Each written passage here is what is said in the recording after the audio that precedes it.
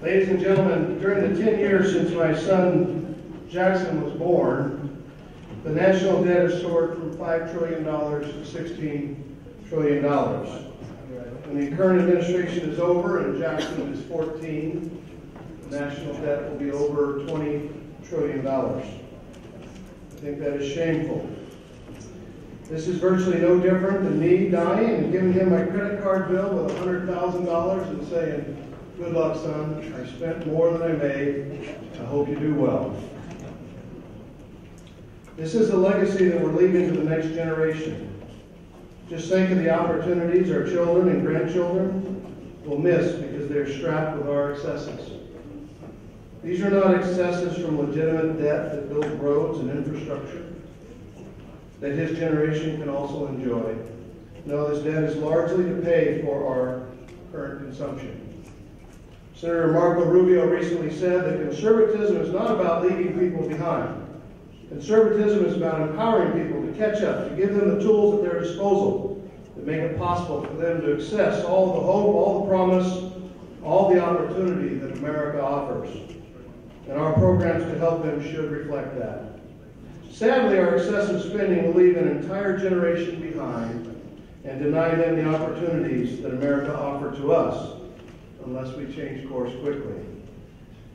How many of you have heard that Republicans lost because we were too conservative?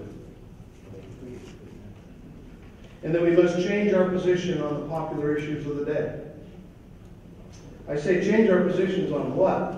The Democrats already fully occupy the party of bureaucracy, uncontrolled spending, high taxation, and government as the solution to problems where bureaucrats pick the winners and losers. They promote the politics of fairness, promises, and dependency, which are devoid of any lasting solutions. The Republican Party has no future in imitating the Democratic Party. While electoral victories come and go, we can never lose sight of the enduring truth that our values and principles remain the same. In fact, now is the time to reassert our values and principles. Our values and principles are that Obamacare, which started off at $631 billion in new taxes and $944 billion in new spending, to be offset by cuts in Medicare and Medi-Cal, that was supposed to create some deficit reduction, has now ballooned to $1.2 trillion in taxes and $1.9 trillion in new spending. And that's before the programs have started. I have zero doubt that the ultimate cost will far exceed that number as well. Only in Obama's world can you increase taxes by $1.2 trillion and still not reduce the deficit. The fiscal cliff deal was no better. He got $620 billion in new taxes and $15 billion in spending cuts. Can you do the math on that? That's $41 in new taxes for every dollar that they cut. Let's put it in perspective. Over 10 years, he wants to cut $1.5 billion a year. Are you kidding me? We spend about $1.5 billion every 3 hours in this country during our sleep. Our state is in worse shape. Democrats now control both houses of the majority, or the legislature with supermajorities. The odd irony is that Jerry Brown is the only person standing between us and higher taxes. I really wonder whether the Democrats think that 250,000 people are leaving this state each year because they don't like the weather. So let me make a statement of the obvious. Elections matter. How can we win elections going forward? You heard Jim Brolty identify what he's going to do if he's elected as chairman of the party.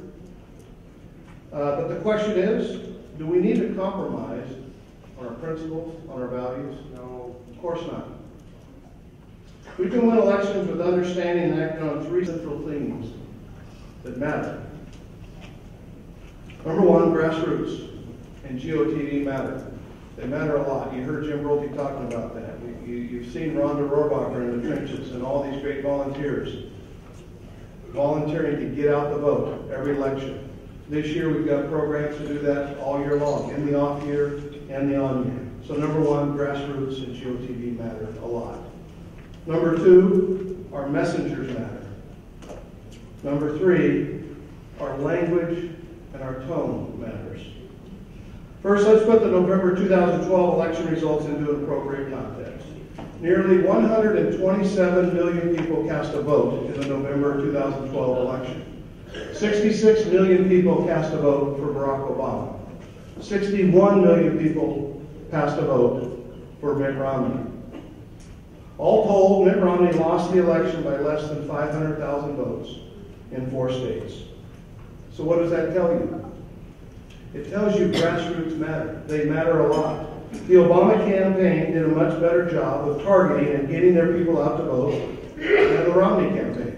It's simple. The same thing can be said about close races throughout the state of California that Republicans lost, including the Bill Ray seat just to the south of us, and sadly including the Normie seat in our own backyard. The Court Silva campaign simply did a better job targeting and getting their people out to vote. So the second point is messengers. That messengers matter. America is 17% Latino and 5% Asian. California is 38% Latino and 14% Asian. Do you know what the numbers are in Orange County? Orange County is 34% Latino and 18.5% Asian. These numbers tell you that the Latino and Asian populations are concentrated in Orange County like no other major metropolitan area where there's a Republican registration advantage. Orange County has twice the Latino population and nearly 4 times the Asian population compared to the percentages across America. A decade ago, the combined Latino and Asian populations of Orange County were 44.5%. Today, it's virtually identical to the rest of California, with 52.5%. That is an 8% swing in 10 years. During that same decade, Republican registration dropped by 7%. Do you think it's a coincidence?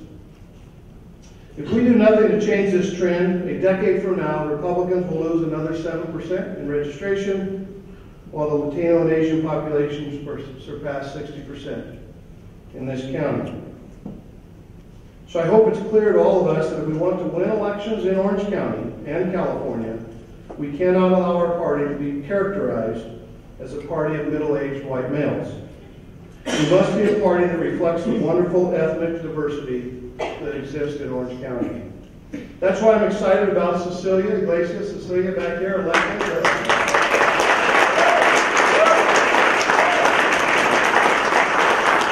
I'm excited about Karina Nofri and Cecilia. They're leading the charge for Latino outreach into the Latino community. And Sam Hahn, is Sam here tonight? Here he is back here doing our outreach. I'm excited about young Kim, who is, I don't know if she's committed, but she's looking to run. There she is in the and Michelle Steele, who I think, should this body decide to confirm her, will be the next finance chair of this party and also the next supervisor for the 2nd Supervisorial District in Orange County. Michelle Steele. Excited about Janet Wynn, who's running in the 34th Senate seat. I don't see her here tonight, but she's going to replace Lou Correa in that seat. And I'm excited about what Sam and Cecilia and Karina and all the folks are doing to recruit dozens and dozens of Latino and Asian candidates throughout Orange County to fill the seats that Jim Brulte was talking about, seats that reflect the communities where they will run. And we've got a lot in store for us. We've got a lot of work ahead. As Jim Brulte said, it's rolling up your sleeves. It's just doing the work. But we've got a lot of enthusiastic people ready to go forward. They got their sleeves rolled up already. We've had several workshops. How many of you have been to one of our workshops in the past month or so? Many of you, where we have ground out many political plans.